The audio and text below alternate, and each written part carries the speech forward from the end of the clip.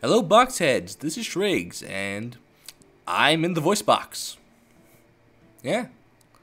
Bez asked me and Kat to help him out with the videos, and one thing we're doing is we're all chipping in to the voice box.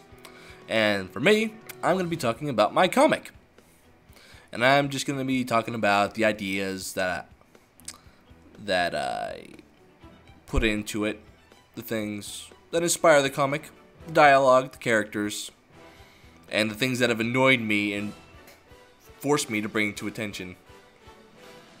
Some things you probably already know.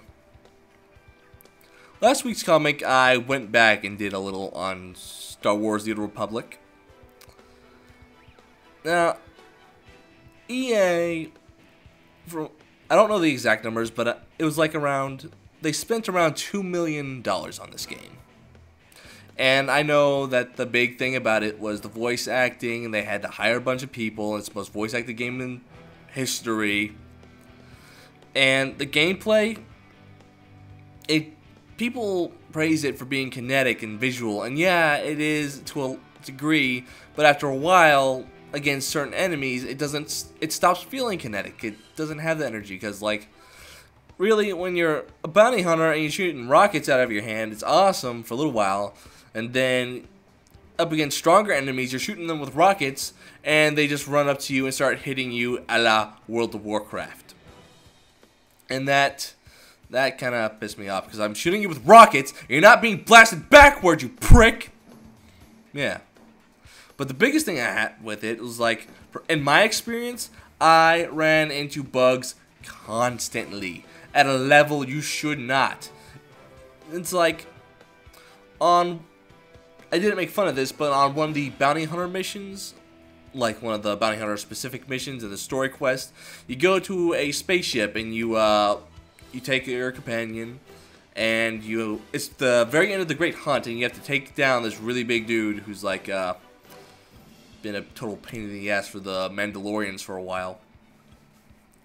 And for one part of the quest, you have to take out the chief engineer, who is on top of a platform with 2 guards, and the way to get to him is you get a jetpack and you get a shield item that protects you or something.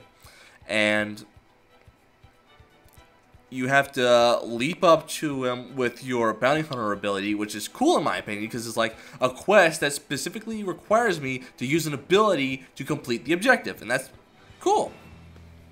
But when you get up to him, he evades out because of the platform. He's at a higher level than you, and you start off from the ground, and I don't know why this happens, but at like about 25% into his health, he will evade and gain all of his health back, and you have to continually fight him and pray to God that this bastard doesn't get his health back. So I eventually had to get a level 50 in my guild to help me out and complete that quest, and it was just a complete unnecessary contrivance. And when I went to the forums to look this stuff up, there are a ton of other issues that I didn't even run into that seemed horrible. Like, for one thing, for some people, if you die in that area, you'll get sent forward into the ship in an area that is completely locked down, and you have to use your fleet pass to get out of there. And it's just stupid on so many levels. Now, the issue I had was in some areas of Star Wars The Old Republic, you can get stuck in flat terrain. You'll go to an area and you'll try to walk, and you won't walk. You'll just run in place. And you could say, okay, I'm stuck here, I'll jump. You jump, and then you're in perpetual falling. Like, you're falling, like, 2 feet above the ground, and you'll never hit the ground. And you have to log out and log back in to be back on your feet again. And once again, you have to use your fleet pass, or, well, yeah, you have to use your fleet pass or your homing beacon to call in a ship. Although there are some areas in this game where you cannot use the homing beacon because there's no place to beacon to. And that was my issue because when I was trying to do stuff on the Mandalorian ship with Mandalore, I would get this problem and I would not be able to beacon out of there. I would have to use the fleet pass to get out. And this is stuff that should never be happening in a game that took $2 million to make. You should be able to get the manpower and the testers to do everything in your power to make this thing bug-free. But I guess they just blew it all on voice actors and making it look pretty. Because it is a good-looking game, and it has that nice BioWare cleanup of having tons of voice work and some... I don't know. Honestly, without the voice actors, it's just World of Warcraft. I'm sorry, people are going to get pissed off at me at this, but I was playing my bounty hunter. I was leveling up because I had deactivated my account, and I was trying to...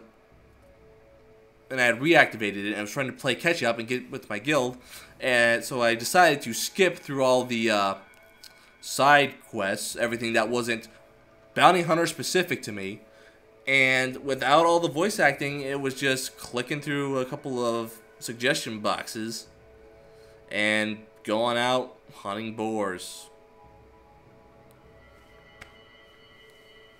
So I'm looking forward to Guild Wars 2, and I am praying I don't have the same experience I had with Star Wars: The Old Republic, because it looks like they have their combat and their questing down in a way that looks intriguing and fun and fluid